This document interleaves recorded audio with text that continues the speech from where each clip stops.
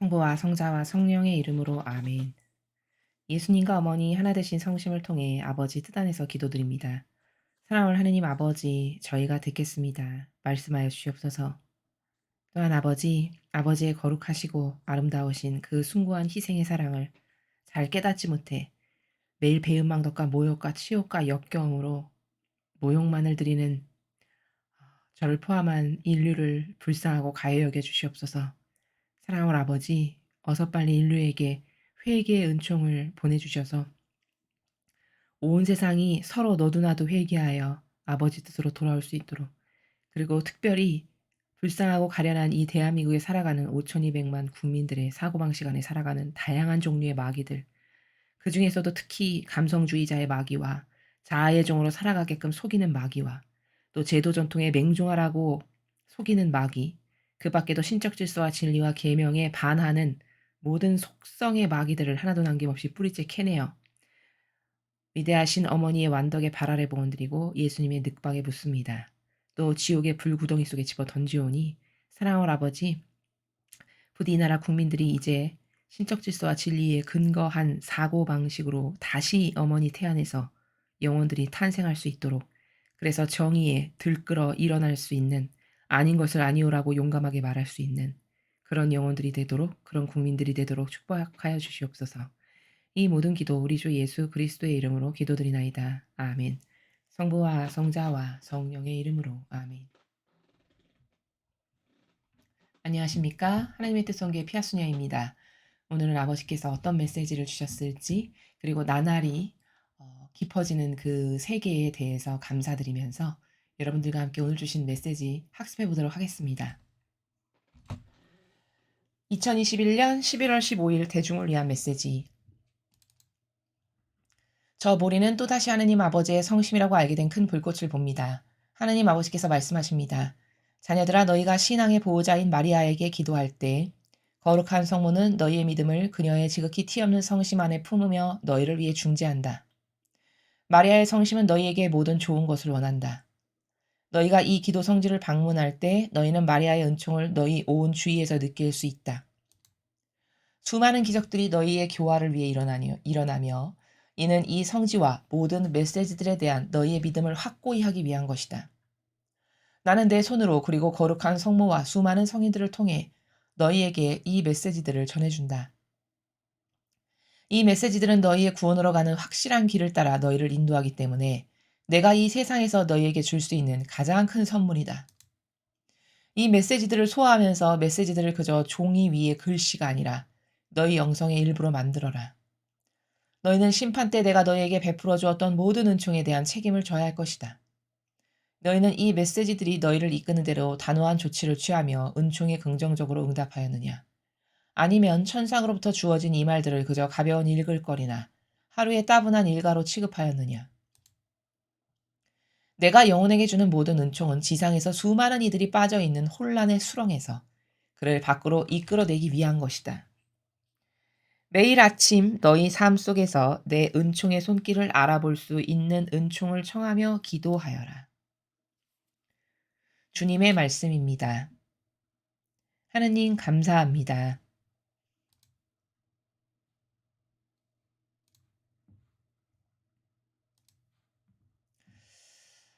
어, 오늘 이 메시지는 굉장히 심도 있는 말씀이신데요. 먼저 이 메시지를 해설하기 전에 이 메시지의 내용을 좀 더 잘 이해하려면 배경 지식이 좀 있어야 합니다. 배경 지식의 객관화를 먼저 하겠습니다. 우리 인간의 그 인지 체계라는 게 있어요. 근데 그 인간의 인지 체계는 이 신적인 것을 올바르게 인식해서 내 것으로 만들어서 내가 그렇게 살기까지는 우리의 인식 체계에 대한 교정이 아주 시급히 필요합니다. 그 인식 체계에 대한 교정이 필요한데, 그럼 인식 체계가 어떻게 잘못되어 있길래 교정이 필요하냐? 어, 결론부터 답부터 말하면 우리들의 인식 체계는 지나치게 인간적인 사고방식이에요. 그러니까 인간적인 사고방식이라는 건 뭐냐면 어떻게 그런 인간적인 사고방식이 된 거냐면 이런 거예요. 한국말을 내가 이 한국이라는 나라에서 살아가는데 한국말을 언제 배웠는지도 모르겠는데 내가 이미 한국말을 하고 있어요. 그거는 그럼 어떻게 습득이 된 거냐? 내가 한국 사람의 부모 밑에서 살면 나도 모르게 그냥 '내 한국말을 배워야지.' 이렇게 각오를 다지거나 배우려고 하는 특별한 노력을 하지 않았는데 한국인 부모 두 분과 함께 밥 먹고 생활하고 잠자고 이렇게 하면서 자연스럽게 습득이 된 거예요. 그렇죠? 어떤 사람이 미국에 태어나면 그 사람도 마찬가지죠. 어이 영어 하려고 '오늘부터 영어를 열심히 배워야 되겠어.' 이렇게 하지 않았지만 그냥 미국인 부모 밑에서 살면 같이 그냥 밥 먹고 여행 다니고 공부하고 학교 가고 했더니 영어를 내가 자유롭게 하게 된 거죠. 그러면 이거는 어떻게 된 거냐면 무의식적 인지로 습득이 된 거예요. 무의식 즉 의식하지 않았어요. '배워야 되겠어. 이렇게 해 봐야 되겠어.' 이렇게 하지 않고 무의식적으로 그냥 함께 살았는데 나도 모르게 어느 날 보니까 내가 영어를 하고 있고 어느 날 보니까 내가 한국말을 하고 있는 거죠. 그러면 이거는 뭐냐면 인간은 그렇게 무의식적 인지로 아주 쉽게 받아들인다는 거예요. 무의식적 인지로 들어오는 건 아주 쉽게 형성이 되고 내면화가 잘 된다는 거죠, 다시 말하면. 자, 그런데 의지를 가지고 하려는 거 있죠. 예를 들자면 운동선수가 '내가 금메달이 목표야, 4년 올림픽에서.' 그러면 내가 매일 새벽 5 시에 일어나서 하루에 10 시간씩 훈련해야 돼. 그럼 이거는 어떤 남다른 의지가 있지 않고서는 그것을 매일같이 지켜낸다는 건 굉장히 어려운 일이죠. 그쵸? 그러니까 그 아주 강력한 의지를 버리지 않고 포기하지 않으려고 이를 갈는 아주 뼈를 깎는 그런 노력 가운데 그것을 매일매일 수행한단 말이죠. 그러다가 어떤 날은 하루 빼먹기도 하고 이렇게 된다는 거예요. 그러나 한국말 배우는 건 이를 갈고 뼈를 깎는 노력으로 하지 않았는데 내가 배우게 됐어요. 그럼 이 차이는 뭐냐?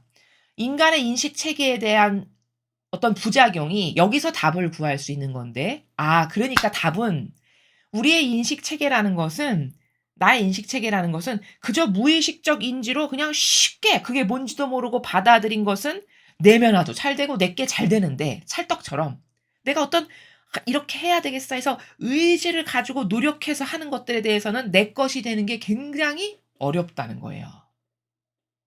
이것에 대한 객관화를 할 줄 알아야 된다는 거죠. 그렇기 때문에 나의 인지는요. 인지 체계, 인지 작용은 어 그렇게 나도 모르게 받아들여서 나 안에서 안정화되고 내면화되고 정착되고 뿌리 내린 게 너무 많아요. 그러면 그 내가 나도 모른 무의식적 인지로 받아들여서 이미 내 것이 된 다양한 사고 체계가 있을 거 아니에요. 문제는 그게 옳으냐는 거예요. 대다수는 옳지 않은 게 많아요. 또 그렇게 무의식적 인지로 받아들인 것 중에 대다수는 올바르지 않거나 옳지 않거나 혹은 내가 가지고 싶어서 가진 것들이 아닌 게 많다는 거예요. 왜냐? 저게 옳은가 좋은가 해서 따져보고 가진 게 아니고 그냥 노출돼서 환경에 어떤 가족의 어떤 나도 모르는 어떤 그 사회적 요소 가운데 그냥 노출이 돼서 스펀지가 마치 물을 그냥 자동으로 쫙 빨아들이잖아요, 물 옆에만 갖다 놔도. 그렇듯이 그냥 쫙 흡수된 거기 때문에 저게 옳은지 그른지 따져 보지도 않았고 혹은 나의 기호나 정서는 옳은 게 아니잖아요. 어떤 편협한 잘못된 습관, 경향 가운데 '저게 좋아 보여.' 해서 가지게 된 거지 지금처럼 진리를 배워서 꼼꼼히 따져 보고 이게 옳은지 그른지 해서 가진 게 아니란 말이죠. 그렇게 해서 습득된 게 거의 다 무의식적 인지로 가지게 된 것들이에요. 근데 문제는 뭐냐면 그렇게 무의식적 인지로 내가 가지게 된 것 있죠? 그걸로 내가 사고를 한다는 사실이에요. 그러니까 그 따져 보지도 않고 무의식적으로 나에게 스펀지가 물 빨아들이듯이 빨아들여서 가지게 된 사고 체계가 내 안에는 굉장히 많은데 이루다 헤아릴 수 없이.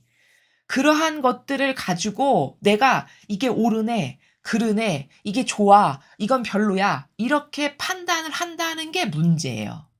무엇을 좋다, 나쁘다, 이건 해보고 싶어, 이건 아닌 것 같아, 이걸 하려면, 그런 어떤 분별을 하려면 정확한 기준에 근거해서, 그쵸? 변질되지 않고 퍼펙트하다라고 공인된 정확한 기준에 근거해서 이건 해보고 싶어, 이건 아닌 것 같아, 이건 옳아, 이건 잘못됐어, 이렇게 말을 해야 맞는 거잖아요. 근데 인간은 그렇게 무의식적 인지로 병든 내 기호나 정서나 어떤 나만 아는 자애심, 이기심이라고 하는 자아가 발동돼서 가지게 된 수억만 가지의 사고방식이 무의식적으로 나에게 정착이 이미 됐는데, 그건 태어나서 응애 하면서부터 정착이 되는 것들이거든요. 빨아들이는 것들이거든요. 심지어 부모의 잘못된 습관까지도 보고 배우게 되는 거 아니에요. 그게 나쁜 건지 좋은지도 모르고 내가 갖게 되는 거잖아요. 어려서부터 같이 살면서. 그럼 이러한 수억만 가지의 사고방식이 있을 건데, 그 잘못된 것을 가지고 한평생의 인생을 내가 살면서 뭐를 선별하고 갖게 된다는, 이게 문제라는 거예요. 그래서 우리의 이런 인간적으로 내가 인간적으로 어떤 그런 옳지 않은 잘못된 기준에 근거해서 나도 모르게 갖게 된 걸로 이제부터 뭐가 취사 선택을 하고 뭐를 막 어 갖기도 하고 버리기도 하고 옳다라고도 말하고 하는, 이게 인간의 크나큰 약점이고 어 오류, 부작용, 이런 거라는 거죠.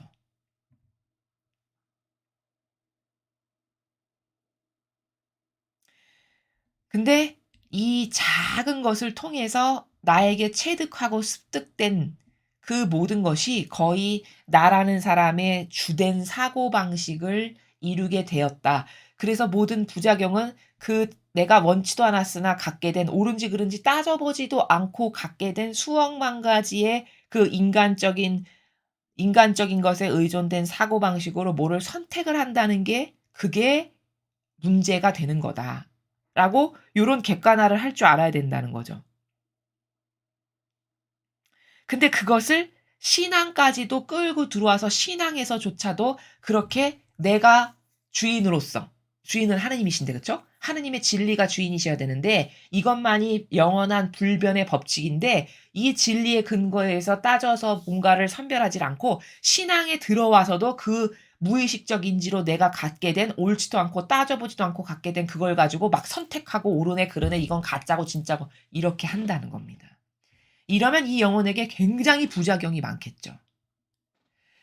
그래서 인간의 이런 인지의 부작용은 결국 우리의 그 인간적으로 내가 인지해서 납득할 수 있어, 아 이거 옳은 것 같아, 이거 잘못된 것 같아, 그 나의 기준을 가지고 뭐 선별하는, 어떤 선택하는 이런 것들에 너무 의존적이라는 거예요, 인간은. 이건 과학적이고 논리적인 사고방식이 아니에요. 그쵸? 이건 올바른 사고방식이 아니라는 거예요. 근데 밥 먹으면 숟가락 뜨는 게 너무 자연스럽듯이 그 사고방식을 해요. 아주 자연스럽게 인간은. 그 옳지도 않고 따져보지도 않고 가진 내 것을 가지고 사고를 한다고요. 심지어 신앙에 와서도. 신앙이라는 이 영역에 와서도 그렇게 한다고요. 여기에서는 다른 데선 다 그렇게 살아도 여기에 와서만큼은 그럼 진리의 근거에서 선택도 하고 이렇게 해야 되잖아요. 그게 잘 안 돼요. 왜? 너무 경향의 골이 깊어서. 이게 인지작용의 심각한 인간의 오류고 문제라는 겁니다. 자, 그러면 지금 무의식적 인지로 받아들인 부작용을 여러분에게 말씀을 드렸어요. 자, 그럼 이제 그것을 신앙으로 돌려와서 생각해 보죠. 우리는 지난날 이교도에서 세례받고 영세받고 거기서 태어났어요. 영혼을 두고 말씀드리는 거예요.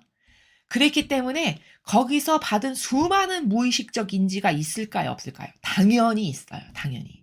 한국 사람이 한국 부모 밑에서 태어나면 원치 않았는데도 한국말을 하게 되는 것처럼, 내가 거기서 세례받고 아, 이게 좋은 거야, 내 정서에 맞아, 아 이게 신앙인 것 같아 해서 그걸 내가 선택해서 거기서 어떤 신앙이라고 하는 싹이 트고 그 양육이 됐잖아요. 그러면 그 이교도의 교회가 가지고 있는 다양한 정서나 어떤 문화나 거기에 분위기, 그리고 어떤 거기서 느껴지는 기운, 이런 모든 것을 내가 원치 않았지만 스펀지처럼 쫙 빨아들인 게 엄청 많다는 거예요. 그리고는 그게 뭔지도 모르고 무의식적인지로 인제 내가 장착했잖아요, 여기. 그럼 그거 가지고 가서 여기저기 가서 "이거 옳으네. 틀리네. 이거 잘못됐어. 이거 가짠 것 같아. 진짠 것 같아." 이런 거 한다는 거예요. 그럼 이게 맞냐? 이게 전혀 맞지 않은 오류, 부작용, 착각 자체라는 거죠. 그래서 이 교회에서 양육된 이 종교 생활로 태어난 우리에게는 어떤 문제가 있냐면요. 이 이교도가 가르치기를 전하기를 그리고 풍토가 어떠냐면 대단한 것을 해야만 하느님을 만나는 것으로 신자들을 수십 년 수백 년 동안 속였어요. 무슨 말이냐면요. 이런 거예요. 하느님을 만났어. 그러면 성경을 입증해서 예를 들면 이런 거죠. 바오로 사도가 그렇게 박해하는 그리스도인을 박해하는 사람으로 바리사이 중에서도 바리사이 이런 사람으로 살았는데 어느 날 다마스커스로 가는 길에서 막 번쩍거리면서 하늘에서 막 번개치는 것과 같은 그런 크나큰 영적 체험을 했죠. 그래서 막 눈이 멀고 그래서 "어디 어디로 가라. 그럼 너의 눈을 뜨게 해줄 사람이 있을 거니까." 그래서 그 말씀을 듣고 갔더니 진짜 그 사람이 있어서 그 사람을 만났고 눈이 떴고 남은 할 수 없는 엄청난 큰 신앙 체험을 한 사람이에요, 이 사람이. 마치 이교도의 교회는 영적이다. 그러면 하느님을 만난다 하면 그렇게 바오로 사도 같이 막 천둥 번개치고 막 뭐가 번쩍번쩍하고 막 눈이 멀었다가 떠지고 이런 것만 해야만이 하느님을 만나는 것으로 여러분을 착각하게끔 여러분의 수많은 무의식적 가운데 그런 풍토로 여러분을 속여 왔다는 거예요. 그래서 여러분이 하느님을 만날 수 있는 다양한 통로를 다 죽여 놓은 상태예요. 하느님을 만난다는 것은 어떤 거냐면요. 며칠 전 내면화를 말씀하시죠, 아버지께서. 하느님을 만난다는 건 내 마음 안에 이미 아버지와 예수님과 어머니의 영께서 살아 계세요. 내가 세례를 받고 신자라면. 그리고 그 안에서 사시는데 단지 내가 그 잘못된 이교도의 정서, 문화, 어떤 풍토, 습성 이런 것에 나도 모르게 아주 고무적이 되고 거기에 쩌들어서 그게 나의 사고를 다 장악하다 보니까 내 마음 안에 살아가시는 예수님과 성령 하느님과 어머니와 아버지를 만나는 것이 그게 신앙 체험을 하는 거고 그게 그 통교하는 거고 그게 내면화가 된 거거든요. 근데 그게 내면화인데 그러면 그 내 마음 안에서 예수님과 어머니께서 어떤 다양한 선의를 떠오르게 해 주세요. 아 저 사람을 위해서 이걸 예를 들면 이런 거예요. 저 가련하고 불쌍한 사람을 위해서 내가 이거 하고 싶다. 그러면 그게 여러분이 하느님과 곧 소통한 거예요. 그리고 그때 예수님과 어머니께서 여러분에게 말씀하신 거예요. 곧 그게. 그런 마음이 들었어요. 그게 곧 성령 하느님께서 여러분에게 말씀해 주신 거라고요. 왜냐? 어떻게 검증할 수 있냐? 그게 여러분을 위한 게 아니라 순전히 저 사람을 위한 사랑의 행위를 하라고 하는 거죠. 그럼 그거는 계명에 근거한 거고 아버지의 뜻은 이웃을 사랑하는 게 아버지의 뜻이니까 여러분은 지금 아버지의 뜻을 행하게끔 발로가 됐고 그 행위를 한 거니까 그럼 아버지 뜻에 올바르게 반영하고 순종한 거죠. 곧 그것을 하게끔 불러일으키신 나의 마음 안에 작은 속삭임이나 어떤 작은 어 작게 일어난 어떤 요동? 이게 바로 하느님과 여러분이 소통을 하는 거고 그게 예수님을 만난 거고 어머니를 만난 거라는 거예요. 그래서 제가 다른 강의에서도 말씀드렸다시피 하느님을 만난다는 거 예수님과 어머니를 만난다는 건 이런 오해가 있으시면 안 돼요. 막 바오로 사도 같이 막 그렇게 막 번개쳐서 막 눈이 번쩍했다 멀었다가 막 떴다가 이렇게 해서 남이 봐도 '저 사람은 진짜 하느님 만났어.' 이렇게 인정할 만한 어떤 크나큰 영적 체험이나 경험이 있어야만 그것만 하느님을 체험한 거고 그런 방식으로만 하느님께서 영혼을 만나 주신다라고 생각하면 그게 오해고 그게 잘못된 거고 그게 이교도로부터 전승된 거라는 거예요. 물론 하느님께서 영혼을 만나 주시는 것은 사람마다 다 방법이 달라요. 목적에 따라 혹은 사명에 따라 '아 내가 저 영혼은 이런 방법으로 써야 되겠다.' 하신 아버지 계획에 따라 만나 주시는 방법은 다 천차만별로 다를 수밖에 없어요. 그래서 어떤 사람은 루이사 피카르타처럼 침상에만 누워서 하느님을 만나면서 아버지의 뜻에 대해서 일평생을 기록하게끔 하는 사명으로 쓰임 받게끔 선택이 됐기 때문에 특별한 은총으로 만나 줘서 그런 체험을 할 수도 있는 거고 바울 사도 같이 사도로 쓰시려고 하는데 그 사람이 완전 이교도에 쩔어서 사니까 그런 사람을 180도로 돌리려면 어떻게 해야 되겠어요? 큰 빛으로 한번 쳐야 되겠죠. 그래야만 그 영혼이 알아듣고 깨달을 수 있을 거 아니에요. 거기 미묘한 파동 하나 일으킨다고 해서 그 사람이 이거는 하느님의 말씀이야 해서 확 달라지기가 굉장히 어렵겠죠. 그러니까 그렇게 바리사이의 율법학자의 그 풍습에 완전 쪄드는 사람은 큰 빛으로 쳐야 그래야 깨닫고 하느님 진짜 계시구나. 야 내가 이거를 해야 되겠어 해서 확 돌아설 수 있으니까 그 영혼에 걸맞는 그 은총을 그 사도에게 주신 거라는 거예요. 그렇다고 해서 오해가 있으면 안 되는 게 뭐냐? 그런 것만 하느님을 만나는 거야. 루트가. 예를 들어 어떤 그런 큰 어떤 행위, 큰 기적, 어떤 변화만 있어야만 저 사람은 하느님을 만나는 대단한 사람이고 나는 그런 게 없어. 보잘것없는 나는 하느님이 나를 안 만나 주셔. 이렇게 생각하게끔 잘못된 풍토와 경향과 정서를 심은 게 누구냐? 그게 이교도의 교회라는 거예요. 예를 들면 그런 정서와 풍토를 아주 교묘하게 어떻게 심냐면요. 이런 거죠. 강론대에서 어떤 사제가 이런 강연을 해요. 자기 친구 사제가 뭐 난 이렇게 해서 성인이 좀 되고 싶어. 이런 말을 했대요. 그러니까 그 사제가 그걸 딱 들으면서 무슨 성인은 아무나 되나? 이런 생각을 했다는 강연을 강론대에서 해요. 그러면 이거 별것 아닌 것처럼 모든 신자들은 한 귀로 듣고 그렇지 성인은 아무나 돼. 이렇게 생각하면서 흘려 넘어가겠지만 그 영혼 안에 어떤 교묘한 마귀가 살아서 이 신자들에게 누룩을 끼치는 거냐면 야 성인은 아무나 되는 거 아니야. 그렇게 아무나 되는 게 아니니까 감히 너는 도전도 하지 마. 이런 것을 은연중에 뿌리는 거라는 거예요.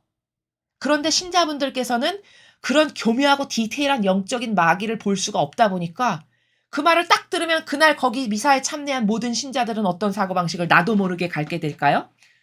그렇지. 성인 성녀가 아무나 되나. 저건 아주 특별하게 선택받고 특별한 은총으로 된 사람만 되는 거야. 라는 것을 나도 모르게 그 사제의 말 한마디로 인해서 갖게 돼서 여기다 갖다 놓는다는 거예요. 내면에. 그럼 그런 영혼에게는 어떤 장애가 일평생 생기냐?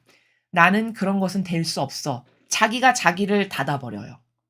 이렇게 해서 영적으로 클 수 없게끔 가로막고 닫는 걸 누가 아냐? 그 사제의 별것 아닌 말 한마디를 통해서 나도 모르게 무의식적 인지로 그걸 여기다 갖다 놔서 그게 마치 정상인 것 양, 정상적인 것인 양 갖다 놓고 그것 때문에 모든 게 가로막혀서 그다음부터는 영적 체험 못하고 장애인 된다는 겁니다. 영적 불구자. 이게 무의식적 인지로 사람 하나 불구자 만드는 이교도의 수법이에요. 이해가 되시죠? 이 정도로 교묘해요. 그리고 또 이런 강의도 해요. 아주 명성의 대가라고 이교도의 교회에서 잘 알려지신 분인데 그 사제는 내가 하나님의 어떤 응답을 하나 받으려면 그냥 2시간을 끙끙거리면서 아주 갈망을 더해서 기도해야 겨우 응답 하나 받는다고 이런 강의를 합니다. 강론대에서.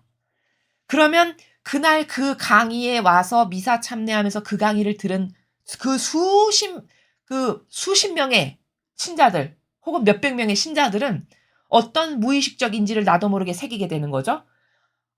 사제도 저렇게 그냥 똥 싸듯이 힘내서 막 열심히 갈망을 더해서 그냥 울부짖어야 응답 하나 받으니까 우리같이 일반 사람은 어떻게 응답을 받겠어. 이런 것을 갖게 될까요? 안 갖게 될까요? 그런 걸 나도 모르게 갖게 된다는 거예요. 그러면서 여기 또 그런 거 이상한 거 하나 딱 새겨 넣어요. 이게 무의식적 인지예요. 이게 얼마나 사람을 영혼을 죽이는 건지 아십니까?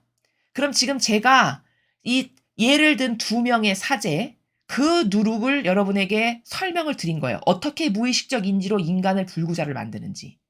그럼 지금 제가 그리고 영적인 걸 깔봐서 야 나는 10분 만에 들어 1초 만에 들어 이 말씀을 드리는 게 아니에요. 영적이라는 거는 그렇게 막 그냥 밥 먹더니까지 오장육부까지 다 끌어내서 온 마음과 정신을 다해가지고 주야 이런 것을 5시간 6시간 해야 듣냐. 그런 나라가 아니라는 거예요. 그럼 뭐 갈망 안 해도 막 손쉽게 막 아무렇게나 막 살아도 듣냐. 그것도 아니에요. 문제는 마음 안에 진정성이 있고 하느님께 대한 경외심이 있고 정직해서 저는 아버지 앞에 이렇게 보잘것없는 존재이니 저를 좀 살려주세요. 아버지 저를 좀 도와주세요. 저에게 자비를 베풀어 주십시오. 어떤 이런 진정성 가운데 진심으로 사랑하는 마음이 있잖아요. 공경하는 마음이 있고 정말 예수님과 어머니를 사랑해서 닮고 싶고 이런 어떤 진솔함이 있죠. 그러면 그 영혼의 마음 안에서 딱딱 의견을 주셔 가지고 나도 모르게 선한 일을 하게끔 아버지 보시기에 하게끔 역사하시는 이게 다 하느님과 소통 이미 하고 있는 거예요. 그런 사람이면. 이게 다 소통하는 거고 말씀을 듣는 나라는 이렇게 작은 나라에서 다 듣는 거다라는 거예요.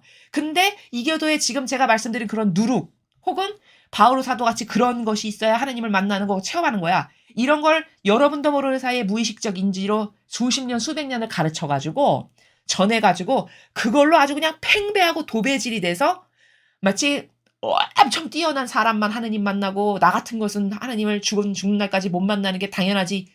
이렇게 해서 영적으로 다 닫아버려서 한 소중한 영혼이 하느님을 만나는 통로를 다 닫아 걸어버리는 게 이게 교묘한 마귀의 술수다라는 겁니다. 근데 문제는 그건 무의식적 인지로 여러분에게 들어간 거죠. 여러분이 저거를 배워서 오늘 내 거를 만들어야 되겠어. 이런 의지 가운데 들은 게 아니란 말이에요. 그냥 그 고즈넉한 정서가 좋고 그래도 하느님을 만나러 가니까 오늘 미사 가는 게 행복해. 이런 긍정적 마음으로 오면 그 긍정적 마음 안에 마귀가 그런 것을 쫙 뿌려 가지고 그 순간 받아들여야지 하지 않았지만 나도 모르는 정서와 기호 가운데 그게 여기 딱 인메모리 하나 되면 그걸로 닫혀 버리는. 이게 얼마나 위험한 건지를 여러분이 잘 모르신다는 거예요. 이렇게 해서 무의식적 인지로 몇 개 받아들이면 그 영혼은 죽은 겁니다. 죽는 날까지 하느님과 통교 못하고 죽을 수도 있어요. 그럼 이게 얼마나 나쁜 일입니까?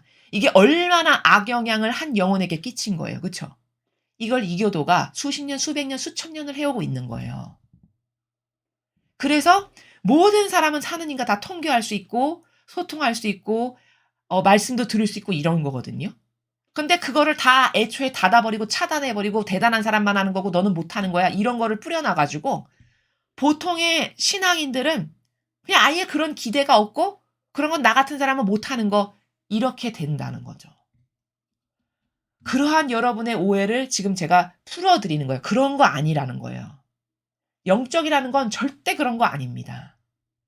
그저 순수한 어린이처럼 마음이 단순하고 착하고 선량하고 그리고 아버지 앞에 교만 떨지 않고 정직해서 아버지 안 계시면 나 같은 비루한 존재는 희망 없지. 아버지가 전부지. 이렇게 정직하고 단순하고 겸허한 마음으로 하느님 앞에 진정성 있게 다가와서 그 아버지를 사랑하고 공경하면 그런 영혼에게 툭툭 마음 안에서 던져주시고 좋은 의견을 내셔서 나도 모르게 선행을 하게끔 하는 근데 선행을 여러분이 하고 있다면 여러분은 이미 그 선행을 하고 싶은 마음을 불러일으키신 그분이 하느님이시지 여러분이 잘나고 똑똑해서 내가 착한 사람이어서 그것을 하고 있네. 이런 인식은 잘못된 거라는 거예요. 인간 안에는 선과 악이 공존해요. 그중에서도 내가 선을 행하고 있다면 그것은 하느님이 은총을 주셔서 그런 선행을 할 수 있는 은총을 주셔서 성령 하느님께서 의견을 주셔서 내가 그 의견에 잘 반영을 해서 내가 행하고 있는 것이라는 것. 즉 다시 말하면 은총 없이는 착한 일, 선한 일 절대 할 수 없고 그 은총에 올바르게 화답할 수 있게 되는 그 순간순간들이 여러분이 하느님과 통교하는 순간인 거고 소통하는 거다라는 겁니다. 그래서 이런 오해를 다 걷어야만 여러분이 영적으로 올바르게 성장하실 수 있고 소통도 하실 수 있고 이해도 올바라질 수 있다라는 거예요. 그래서 이렇게 이교도는 대단한 거를 해야만 하느님을 만나는 것으로 여러분을 수백 년, 수천 년, 수십 년을 속인 거예요. 그리고서는 누군가 이렇게 진실을 얘기하잖아요. 예를 들어 저희 사명처럼 진실은 그거 아니다. 이런 게 진실이다. 하느님은 하느님을 닮은 모상으로 창조하셨는데 그럼 그분을 닮았으면 그분과 소통되는 게 당연한 거 아닌가요? 그쵸? 아니 그분을 닮게 만들었으니까 그분과 소통이 당연히 돼야죠. 원래 그렇게 만드신 거예요. 아버지께서. 그래서 이런 진실을 누군가가 이렇게 얘기하잖아요. 그럼 야 저건 가짜야. 또 이렇게 매도하는 이 정도로 악랄한 세력이에요. 그래서 이렇게 누구나 다 소통할 수 있는 건데 그 인지적 부작용, 무의식적 인지로 여러분이 받아들인 부작용 때문에 소통의 통로가 다 막혀버린 거고 그래서 마치 대단한 사람만 하는 것처럼 여러분을 속인 거다. 이것에 대한 올바른 인식이 있어야 된다는 거고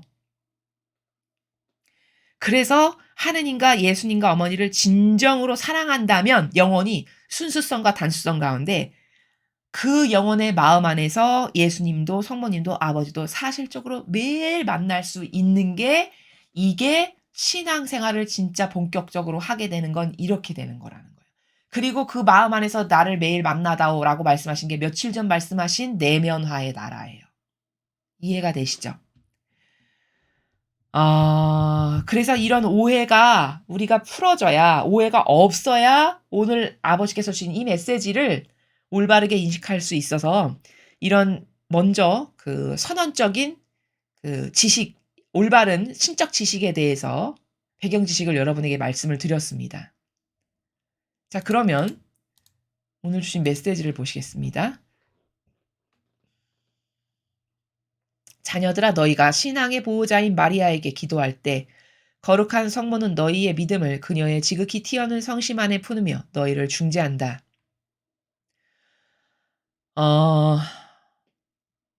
아버지는 성모님을 지금 신앙의 보호자인 마리아라고 호칭하세요. 그러니까 어머니는 참 직함이 많으시거든요. 어머니가 한평생 쌓으신 공로 때문에 그 호칭기도 있죠. 성모님을 부르면서 하는 호칭기도 그 무슨 바다의 별의 어머니 뭐 제자들 뭐 제자들의 어머니시고 무슨 어머니 엄청 많잖아요. 그게 뭐냐면요.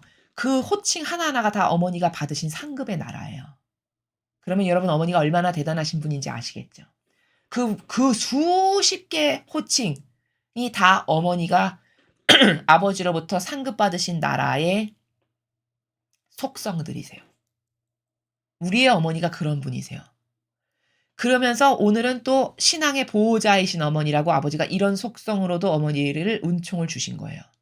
그럼 아버지께서 인정하신 거기 때문에 이 말씀 그대로 나를 내어 맡겨드리면 나를 보호해 주세요. 어머니께서. 신앙은 이렇게 본질적인 나라예요. 즉 하느님을 믿고 사랑할 수 있도록 도와주는 영적인 우리들을 보호하시는 진정한 어머니. 그게 신앙의 보호자이신 어머니라는 호칭 안에 담겨져 있는 은총의 나라예요. 그러니까 이걸 믿고 이걸 단순히 어머니는 이렇게 아버지께서 우리들을 보호하라고 보내주신 진짜 어머니야 해서 그걸 단순히 믿어서 나를 보호하잖아요. 본질의 나라에 나를 맡겨드리잖아요. 그럼 어머니는 진짜 보호해 주신다는 거예요. 근데 이건 눈에서 보여지는 형상의 나라가 아니죠. 믿음과 갈망과 신뢰로 청하는 사람에게만 확증이 되고 실제적으로 본질의 나라에서 되는 그런 나라라는 거죠. 그런 어머니에게 기도를 하면 우리의 믿음을 티 없는 어머니 성심 안에 품으며 티 없다는 건 흠 없는 어머니의 성심 안에 품으면서 우리들을 위해서 중재하신대요. 어머니의 역할은 이런 중재자라는 역할은 성경에도 이미 나와 있어요. 어디 나와 있냐면 그 가나 혼인잔치에 보면은 그 물을 포도주로 바꾸는 기적 사건이 그 예수님의 기적 사건이 첫 번째로 일어난 데가 가나 기적 혼인잔치잖아요. 근데 그때 그 기적 사건을 보면은 그게 예정되어 있었던 일이 아니죠. 예수님의 계획 안에 예정되어 있었던 일이 아니란 말이에요. 근데 성모님께서 청혼을 하시죠. 가운데서. 아드님께. 이렇게 그 과방장하게 말씀을 하시면서 아드님께 이런 거를 좀 이렇게 해 줬으면 좋겠다라고 청혼을 드시잖아요, 어머니께서. 그랬더니 예수님께서 아직 때가 되지 않았다라고 하셨지만 결국은 들어 주셨어요. 그러면 여기서 발견할 수 있는 중요한 원리가 뭐냐? 성모님이 그 정도로 막강하시다는 거예요. 중재하셔서 청혼을 하시니까 들어 주시는. 이런 분이 우리의 어머니라는 거예요. 그래서 기도할 때 사실은 어머니께 많이 드리는 게 굉장히 유효해요. 물론 예수님에게 드려도 유효하고 아버지께 드려도 유효하고 성모님께 드려도 유효하고 성령 하느님께 드려도 다 유효하지만 이런 어떤 원리를 성경에 나오는 것에 근거해서 원리를 잘 알면요. 어떻게 기도를 하면 더 들어주실 수밖에 없겠다라는 요 속성을 깨닫게 돼요. 그중에 한 분이 그 비밀이 어머니예요. 어머니는 그렇게 우리들의 부족한 기도를 성모님께 바쳐드리면 어머니가 어떤 역할을 하시냐면요. 여기 지금 중재한다 하셨죠. 중재한다는 건 내가 졸면서 할 수도 있고 딴 생각하면서도 하고 내가 하는 건 항상 부족하잖아요. 그치만 어머니를 청원드려서 어머니를 통해서 아버지께 이 기도 좀 바쳐주세요. 이렇게 해. 그러면 성모님께서 내 기도를 받으셔서 내가 졸면서 해서 부족한 거, 딴 생각해서 부족한 거를 다 이렇게 올바르고 완벽한 걸로 어머니의 은총으로 바꾸시고 메꾸시고 채우셔서 완벽한 것이 되게 하셔서 그래서 아버지께서 들어주실 수밖에 없고 아버지께 모욕드리지 않는 기도로 이렇게 탈바꿈을 하셔서 아버지 자녀가 이런 기도를 가져왔는데 좀 들어주세요 하고 우리를 대신해서 봉헌 드려주신다는 거예요. 그러면 우리가 직접 다이렉트로 받지만 그거는 신적 질서에도 어긋나는 거고 무례한 거고 온통 역겨운 오류투성이지만 상모님께 그런 청원을 해서 아버지께 그 기도가 상달되면 아버지 보시기에 역겨운 것이 다 제거됐으니까 그러니 어디 보자 하면서 더 들어주시기가 쉬운 더 들어주실 수밖에 없는 요렇게 되게끔 하시는 역할이 성모님의 역할이시라는 거예요. 그게 바로 그 가나 혼인잔치에서도 예수님께서 어머니가 부탁하시니까 결국 들어주시잖아요. 요게 비밀이고 키라는 거죠. 키. 이 기도의 나라에. 지금 그 나라를 아버지께서 설명해 주시는 거죠. 마리아의 성심은 너희에게 모든 좋은 것을 원한다. 이 성심이라는 것은 여러분 다 아시겠지만 하나 되신 나라, 예수님과 어머니의 하나 되신 마음을 성심이라고 우리가 부르는 겁니다. 자, 그 성심은 너희에게 모든 좋은 것을 원한다. 당연하죠. 여러분, 부모님, 세상의 죄악 가운데 살아가는 부모도 자녀가 좋아지길 원합니까? 자녀가 나빠지는 걸 원합니까? 자녀가 당연히 좋아지는 걸 원하죠. 그래서 그 속성을 예수님께서 아니 빵을 달라고 청하는 자녀에게 뱀을 줄 아비가 어디 있냐? 전갈을 줄 사람이 어디 있냐? 이렇게 말씀하시죠. 그러면 죄악 가운데 살아가는 인간의 부모도 그렇다면 성모님은 어떠시겠어요? 당연히 좋은 걸 주기를 원하시죠. 너희가 이 기도 성지를 방문할 때 너희는 마리아의 은총을 너희 온 주에서 느낄 수 있다. 자, 우리가 이 기도 성지를 이 강의를 들으시는 분 중에 가신 분이 있으신지 모르겠는데요. 이 기도 성지를 가면은 사람마다 이게 느끼는 게 조금씩 다 다르긴 하겠지만 어 예를 들면은 이런 거예요. 아주 거기에 그 기도 성지에 딱 도착하면은 안온하고 평안하고 마음이 아주 편안한 어떤 그런 기운이랄까? 그런 정서를 느끼게 되거든요. 바로 고런 걸 느끼는 게 뭐냐면 성모님께서 주시는 은총을 온 주위에서 느낄 수 있다라고 지금 아버지께서 말씀하시는 요 행간의 나라가 지금 제가 자연법으로 표현하면 묘사하면 그런 나라처럼 인간은 느끼는 거죠. 혹은 또 다른 방법으로 느낄 수도 있겠지만요. 일종의 그런 나라라는 거죠. 수많은 기적들이 너희의 교화를 위해 일어나며 이는 이 성지와 모든 메시지들에 대한 너희의 믿음을 확고히 하기 위한 거다. 자, 이 성지에 가면 수많은 기적들과 또 교화는 사람이 달라지고 회개하고 깨쳐서 아버지를 사랑하게 되고 이런 수많은 기적과 교화 같은 것들이 이 성지에서 일어난다는 거예요. 그런데 이런 어떤 수많은 기적과 교화가 일어나게끔 허락하시는 이유는 아버지께서 왜냐? 이 성지에서 말하는 메시지 이거 진짜다. 나 여기 있다. 예수님과 어머니께서 여기 살아계신다. 여기 진짜 아니고 가짜다. 이러한 표징을 통해 거기 오는 인간들의 믿음을 확고하고 견고하게 만들어주시기 위해서 이런 기적이나 표징을 보여주신다는 거예요. 부족한 인간의 믿음을 더 견고하고 확고히 하기 위해서. 그래서 실제로 여기 가면은 여기서 봉사도 하시고 여기서 사시는 그 신자분들을 통해서 전해 들은 바에 의하면 이렇게 이 발현 시간에 허공에 대고 이렇게 사진을 찍으셨는데 성체가 막 이렇게 떠다니는 사진도 잘 찍히고요. 그리고 한 번은 또 발현 때 천상을 이렇게 하늘을 대고 사진을 찍었는데 하늘에서 회의하는 모습이 찍힌 적도 있어요. 이렇게 사람의 형상을 한 이 가슴 위부터 사람의 형상을 한 뒷모습과 같은 이렇게 머리가 이렇게 불쑥불쑥 솟아 가지고 그런 사람들이 쭉 모여서 회의하는 것과 같은 사진이 찍히기도 하고 이런 일이 이 성지에서 굉장히 많습니다. 그러면 그런 것을 왜 주실까? 인간이 하도 어리석고 보이는 것만 믿다 보니까 그렇게 실제적인 어떤 기적이나 표징들을 보면 그때서야 '하나님 진짜 계시구나.' 이렇게 믿을 수 있는 수준이잖아요. 그러니까 그런 믿음을 확고히 하기 위해서 '내가 너희들한테 기적도 보여주고 교화도 일어나게 하고 이렇게 하는 거란다.' 이런 말씀을 하시는 거죠. "나는 내 손으로 그리고 거룩한 성모와 수많은 성인들을 통해 너희에게 이 메시지들을 전해 준다." 그렇죠.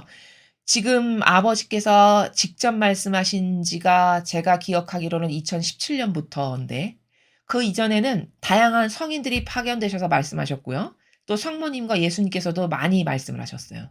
근데 이제 17년 7월 1 일인가부터 아버지께서 본격적으로 말씀하시기 시작하셨거든요. 그래서 지금 말씀하시는 나라는 성모님과 수많은 성인을 통해서 아버지께서 이 위대한 다양한 기적과 교화와 표징과 또 메시지 이런 것을 이분들을 통해서 전해주고 계시다. 이렇게 말씀하고 계시고요. 이 메시지들은 너희 구원으로 가는 확실한 길을 따라 너희를 인도하기 때문에 내가 이 세상에서 너에게 줄 수 있는 가장 큰 선물이다. 아버지 목적은 이제 성화의 시대가 시작됐고 그리고 수많은 영혼들이 성화의 시대에 살게끔 살 수 있도록 질서를 가르치시는 동시에 구원으로 인도를 해야 되는 게 아버지 목표이시죠. 그런데 교회가 제 역할을 하지를 못해요. 사실은 교회가 세워졌으면 교회가 똑바로 된 자기 목과 역할을 한다면 교회를 통해서 영적 샘물이 흘러나가야 되고 똑바로 가르치고 전해서 아버지께로 아버지의 양들이 더 가까이 갈망으로 다가갈 수 있도록 그래서 그들이 구원받을 수 있도록 이런 역할을 해야 되는 게 교회의 직무인데 왜 아버지께서 직접 말씀을 하시게 되셨냐면요. 더 이상 교회에 기대를 안 하시는 거예요 이제. 수십 년을 수천 년을 기다리시고 기회를 주고 하셨는데도 달라지지가 않아요. 더 지기만 하지. 점점 더 교묘하고 점점 더 완악하기만 해요, 교회가. 점점 더 마귀랑 하나 되고.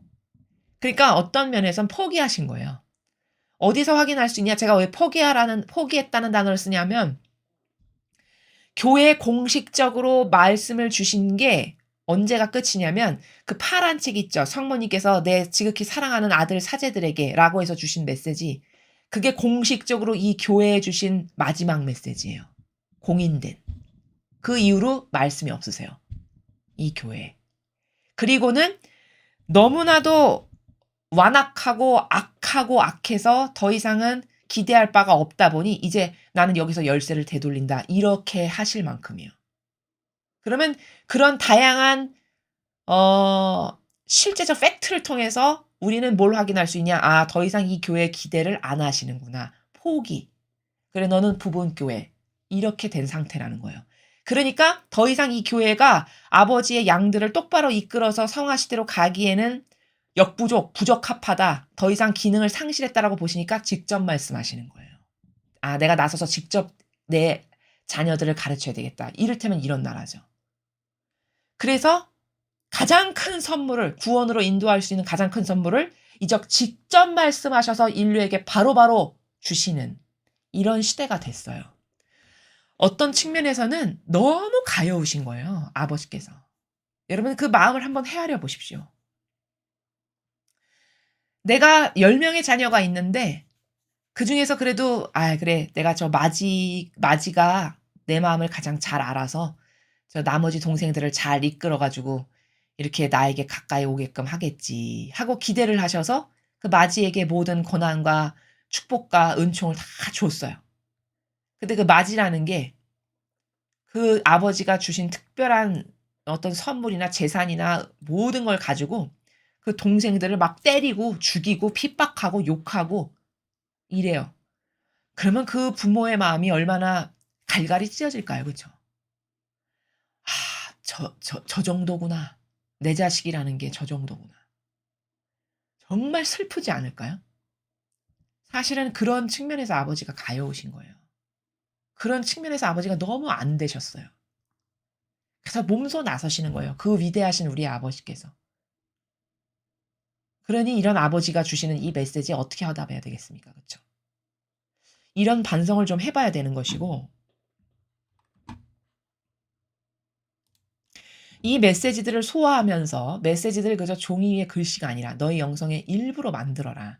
그러니까 아버지께서는 이렇게 구원을 위한 가장 큰 선물을 내가 너희들에게 주고 있으니 제발 이 메시지를 이렇게 막 희끼로 여기는 거 있죠. 막 이렇게 소홀히 여기는 그저 종이 위의 글씨가 아니라 영성의 일부로 만들어라. 이 말씀의 나라가 그거예요. 햇기로 듣는. 한 귀로 듣고 한 귀로 우리는 그렇지 좋은 말씀이네. 이렇게 하지 말고 내가 매일매일 너희들에게 주는 이 엄청난 은총을 이 메시지 안에 담겨져 있는 엄청난 은총을 부디 네 거로 만들어서 너가 이 정신으로 내가 오늘 주는 축복으로 이 은총으로 살아라. 너의 영성의 일부로 만들어라. 즉 너와 나의 진실한 관계의 나라로 내면화시켜라. 내가 이렇게 매일 주는 메시지의 나라를. 이런 말씀이시죠. 여기 종이 위에 글씨라고 표현하신 나라가 피상적 잘못된 인지로 제가 서두에 오랫동안 설명드린 나라 있죠. 얼마나 인간의 인지체계가 잘못됐는가.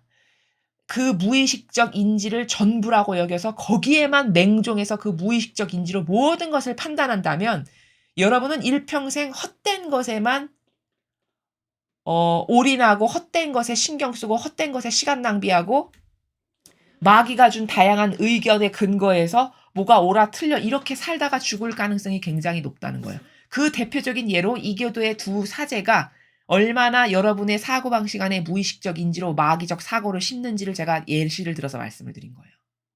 그런데 그게 뭔지도 모르고 여기다 갖다 놓는다는 거죠. 세상 대다수의 사람들은 가져다 놓고 사제가 말했네 해서 그걸 또 신뢰해요. 왜?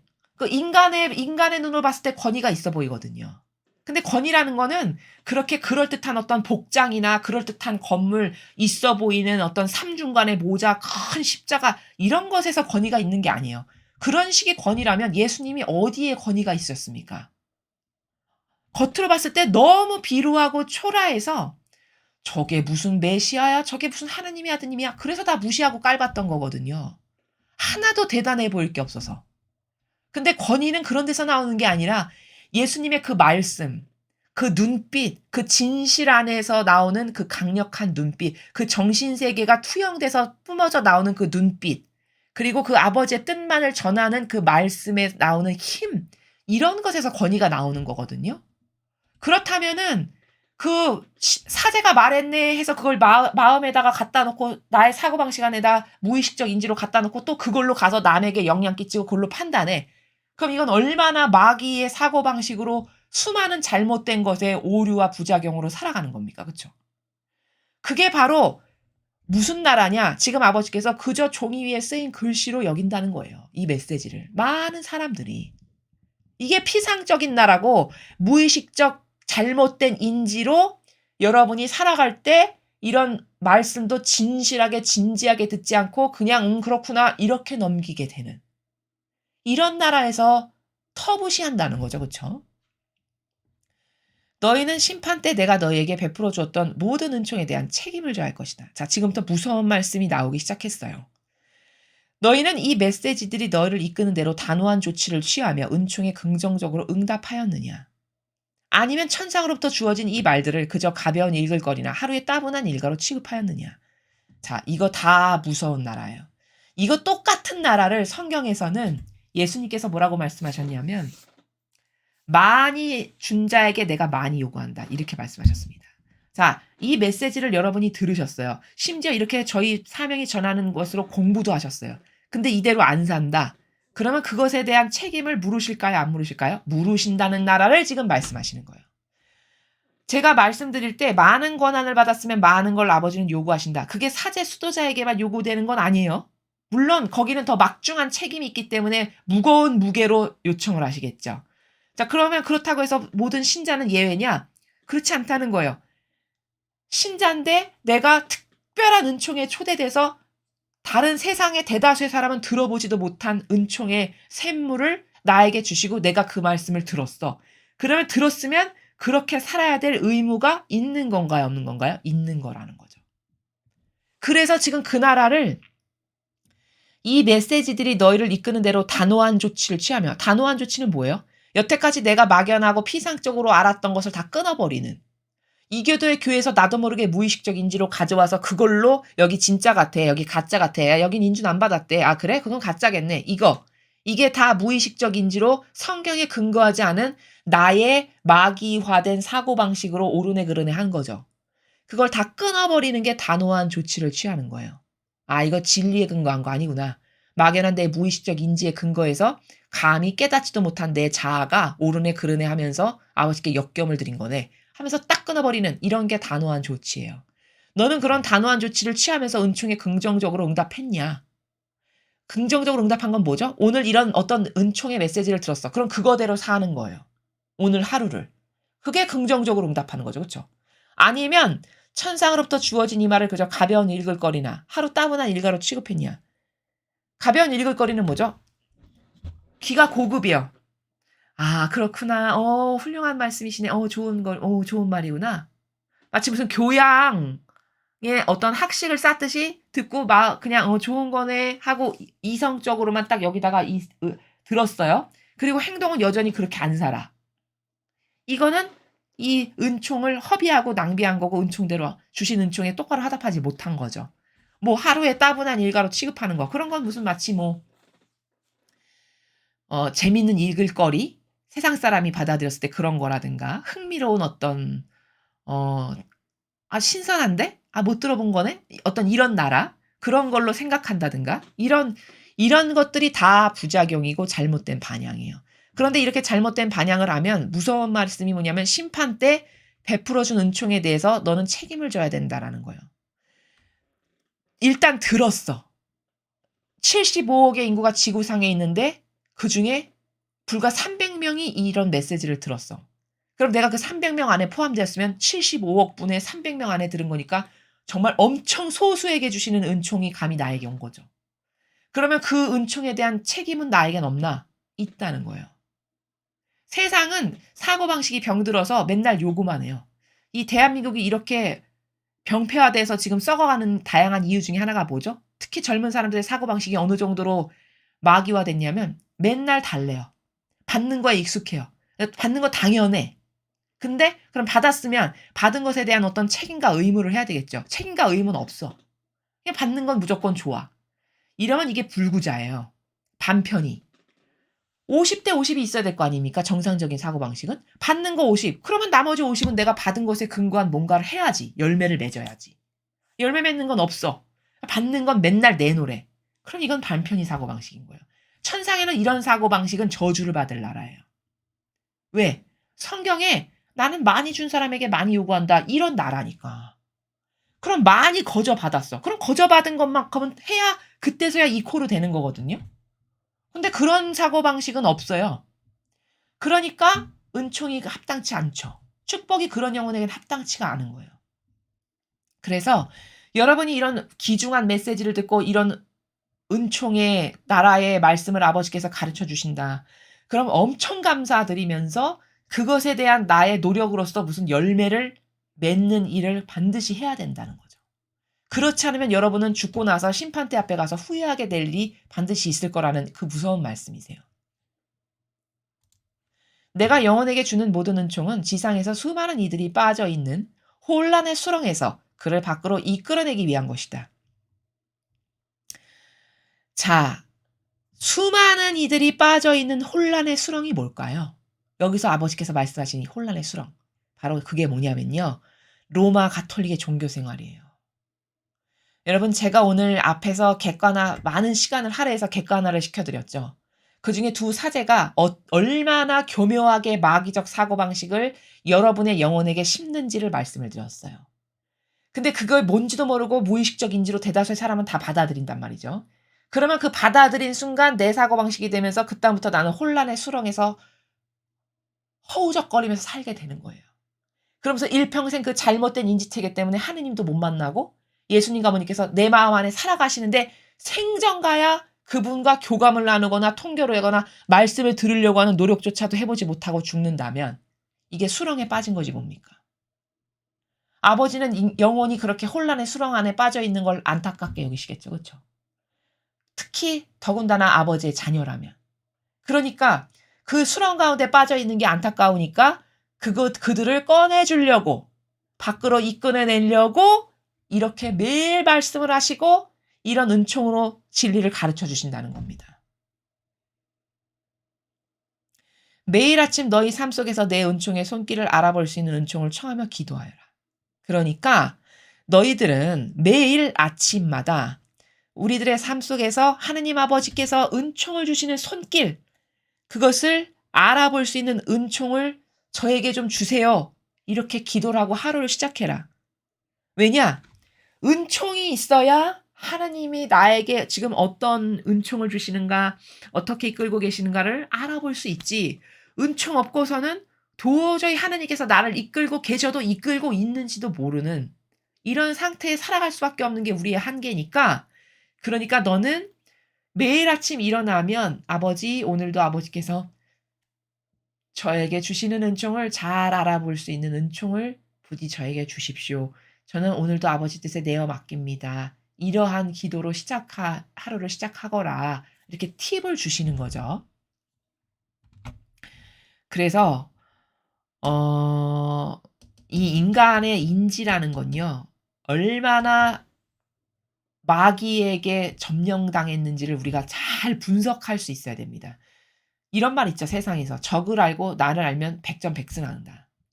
즉 내가 어디 문제가 있고 내가 지금 어떤 오류 가운데 빠져 있고 내가 천상의 아버지께서 창조하셨을 때와 지금 어떤 부분에서 어떻게 달라져 있으니까 나는 뭐를 고쳐야 되고, 이런 어떤 구체적 그 문제에 대한 진단이 있어야 돼요. 그래야 '아 나는 지금 이런 잘못이 있으니까 내가 거기서 새로워져야 되겠고 그러려면 이런 노력을 해야 되겠다.' 어떤 이런 구체적 프로세스가 그때부터 생기는 거거든요. 제가 누누이 말씀드리지만 신앙이라는 건 그렇게 막연하게 그냥 무슨 뭐 뜬구름 잡는 나라에서 뭐 이렇게 '아 하느님이 좋네. 하느님 사랑해요.' 그런 나라가 아니에요. 하느님을 사랑하는 것도 구체적으로 이유가 다 있어서 '아버지는 이런 분이시고 이렇게 훌륭하시고 이렇게 위대하시고 이런 속성이 나랑 다 이러니까 하느님을 사랑할 수밖에 없구나.' 이런 나라입니다. 이게 신앙이지, 이교도가 여러분에게 끼치는 무수히 많은 악영향이 있는데 그중에 대표적인 게 막연과 피상이에요. 그 막연과 피상이 하느님을 만나는 데 항상 장애로 작동하는 겁니다. 예수님과 어머니를 사실적으로 만나고 의식하는데 맨날 장애가 되는 거예요. 내 발목을 잡는 거예요, 그게. 그게 바로 무의식적 인지로 새겨진 나의 다양한 기호와 경향적 사고방식이라는 겁니다. 그것에서 탈피하지 않고는 이런 구체적이고 사실적이고 직관론으로 또 과학적인 가운데서 하나님을 입증하고 검증하는 이런 놀라운 진리의 나라를 발견하는 데 한계적이고 인정할 수도 잘 없고, 이런 진짜 수렁에 빠져 있는 상태인 안타까운 어 것이 현재 인류가 처해 있는 영적인 환경이기 때문에 그런 객관화를 여러분이 잘하셔서 자꾸 "은총을 주십시오. 여기서 벗어날 수 있는 은총을 주세요. 깨닫게 해 주세요. 열어 주세요." 이런 기도를 들으시면서 이런 강의를 들으실 때마다 여러분의 마음 안에 "저 잊어버리지 않고 새겨 주세요 아버지. 이걸로 사고방식이 되게 해 주세요." 이런 갈망의 기도 가운데 매일 자꾸자꾸 새롭게 거듭나는 이런 노력들이 뒷받침될 때 영적으로 성장할 수 있고 여러분 본연의 자신을 찾을 수 있는 길이다. 이렇게 덧붙여서 추가로 말씀을 드립니다. 이상으로 2021년 11월 15일 대중을 위한 메시지 해설을 마치겠습니다. 감사합니다.